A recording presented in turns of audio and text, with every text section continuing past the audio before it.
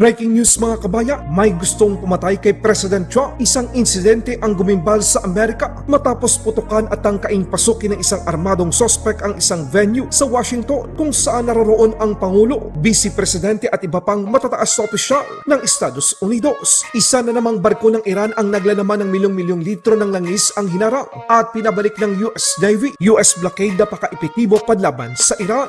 Bad news sa China pero good news naman para sa Pilipinas. Japan pumayag sa pag-export ng mga lethal weapon at finished defense products sa 17 mga bansa kabilang na ang Pilipinas tulad ng mga produktong destroyers, missiles at maging mga fighter jets. Ito ay upang labanan ang agresyon ng China at North Korea. Mga armadong Abukuma class destroyer nangangamoy na para sa Pilipinas. Department of National Defense Gibo Teodoro Jr. binanatan ang China matapos pagbintangan na nagtatapon ng basura sa Ayungin Shoal ang mga sundalong nagbabantay sa BRP Sierra Madre LS-57.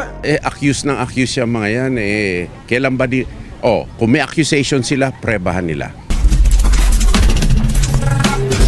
Matapos ang utos ni President Trump na shoot to kill sa mga barko ng Iran, mukhang siya naman ngayon ang tinatarget ng kalaban. Sa isang pagtitipon sa Hilton Hotel sa Washington, D.C. noong ika-25 ng Abril taong kasalukuyan, Sabado ng gabi, may isang lalaki na tinangkang lumusot sa isang security checkpoint sa labas ng venue. Siya ay armado ng shotgun, handgun at maraming kutsilyo. Nagpaputok siya ng ilang beses malapit sa screening area. Agad namang naaresto ang nasabing suspect. Ang suspect ay isang guest sa nasabing hotel kaya nakapasok ito ng madali. Agad namang inilikas ng mga US Secret Service si President Donald Trump, First Lady, Vice President J.D. Vance at iba pang cabinet members. Wala pang ebidensya sa ngayon na nagkokonekta na ito ay may kinalaman sa issue ng US blockade at hidwaan sa pagitan ng Iran at Amerika. Ito na ay kalimang beses na pagtatangka sa buhay ni President Trump simula noong taong 2016 hanggang sa taong kasalukuyan. Agad namang nagpatawag si President Trump ng press conference matapos ang insidente. Isa na namang barko ng Iran ang tumangkang lumabas sa Gulf of Oman. Ang hinarang at pinabalik ng US Navy sa Iran port ang USS Pankni DDG-91. Isang US destroyer ay naglunsad ng helicopter upang harangin ang MV Sivan sa Arabian Sea o Gulf of Oman. Ang MV Sivan ay isa sa 19 na barko na sanksyon ng United States Department of Treasury dahil sa paglipat ng bilyong langis ng Iran sa ibang mga bansa. In-escort ng US Navy ang MV Sivan pabalik ng Iran port. Sa kasalukuyan, 37 ng mga barko na may koneksyon sa Iran ang hinarang at pinabalik ng Amerika. Japan, ginulat ang China. Kaya naman pala galit na galit ang China dahil ang Japan ay formal nang tinanggal ang mga limitasyon o pagbabawal sa paglipat ng mga kagamitang pangdepensa sa ibang mga bansa. Nitong ika-21 ng Abril taong kasalukuyan, Martes, inaprobahan ng kabinete ni Prime Minister Sanai Takaichi at ng National Security Council ng Japan ang mga pagbabago sa 3 principles ng paglipat ng mga kagamitan pangdepensa at teknolohiya kasama ang implementation at guidelines nito. Dati, halos bawal ang pag-transfer sa mga kalyadong bansa ng mga lethal weapons o mga armas na nakakapatay tulad ng mga missiles, fighter jets, destroyers at combat drones. Pero ngayon, inalis na ang mga pagbabawal o paghihigpit na ito ng Japan. Pinapayagan na ang pag-export ng lethal weapon at finished defense product, halimbawa ng warship missiles, next generation fighter jets at marami pang iba. Pwede nang mag-export sa 17 mga bansa na may kasunduan sa Japan patungkol sa protection of classified defense information, kabilang ang Amerika, United Kingdom, Australia, Pilipinas, India at Germany. Ginawa ito ng Japan upang palakasin ang Japanese defense industry at gawing competitive ito sa global market upang mapalakas ang security cooperation sa mga kalyado sa Indo-Pacific region tulad ng Pilipinas, lalo na laban sa tensyon sa China at North Korea. Tinurigsa naman ng China akbang na ito ng Japan, ngunit malugod na tinanggap ng Amerika, Pilipinas, Australia at Germany ang ginawa ng Hapon. Sa katunayan, nagpalabas ang Department of National Defense ng Pilipinas ng pahayag na mas mapapadali na ngayon ang paglipat at pag-export ng Japan ng mga dekalidad na kagamitang militar sa Pilipinas. Sa hinaharap, maging ang paglipat ng Abukuma destroyer escort sa Philippine Navy ay hindi na kailangan pang tanggalan ng mga armas dahil sa bagong patakaran na ito. Maging ang pag-export ng mga missile system at fighter jets sa Pilipinas ay posible na ngayon. Sa katunayan, ayon sa Japan, merong isang bansa ang interesado na kunin ang mga Abukuma destroyer escort ng Japan Maritime Self-Defense Force. Hindi man pinangalanan na ang nasabing bansa pero ayon sa mga analista,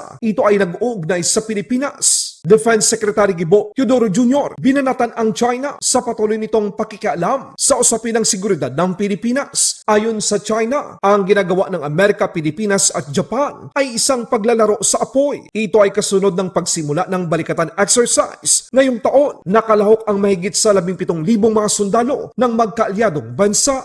Sino bang pinakamalaking magpagawa ng paputok dito sa buong mundo kung hindi sila? Hindi ba sa kanila inimbento yung fireworks tapos sasabihin playing with fire tayo? Ano sila, hilo?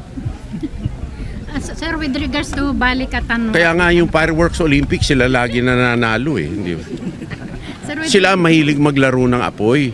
China, inakusa naman ang mga sundalo ng Pilipinas na nagbabantay sa BRP Sierra Madre LS-57 na nagtatapon daw ng basura sa Ayungin Shoal. Department of National Defense Secretary Gibo Teodoro Jr. binanata naman ang China at ipinagtanggol ang mga sundalo ng Pilipinas.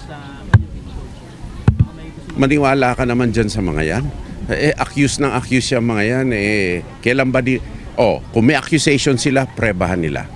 Bakit lahat ng accusation nila ayaw nilang prebahan nung tayo ang nagdemanda sa arbitral tribunal? Magagaling lang yan sa ganyan. Pag oras na kailangan prebahan na nila sa isang patas na proceeding na sa ilalim na international law, ayaw nila. sir, may pinupos po silang video with regards to that. Do you think it's fake? I really don't know what video they're pushing. I mean, sino bang mahilig mag-fake? Sino bang mahilig kumopya? But yet, It depends on their good faith. Of course, the president is always willing to reset ties. But insofar as our defense resilience is concerned, we will pursue. Any country which approaches us in good faith will not be worried about our defense resilience because then the motives are clear. If any country is worried about our defense engagements and resilience, it's because they have a bad intention and a bad motive to begin with. And we cannot discount the fact that whatever reset, we have an arbitral award which is already part of the law of the land. And no less than President Duterte during his address to the UN General Assembly said, it cannot be swept away. Secondly, it cannot be denied that China is illegally denying us from our rights in the West Philippine Sea and other areas, and illegally occupies Mischief Reef and other areas. So probably those are conditions precedent to any talk with them. And it's not only us who are agitated. Secondly, they're also embarking on a base building spree in Southeast Asia. I mean, if you Google Earth it, you'll see where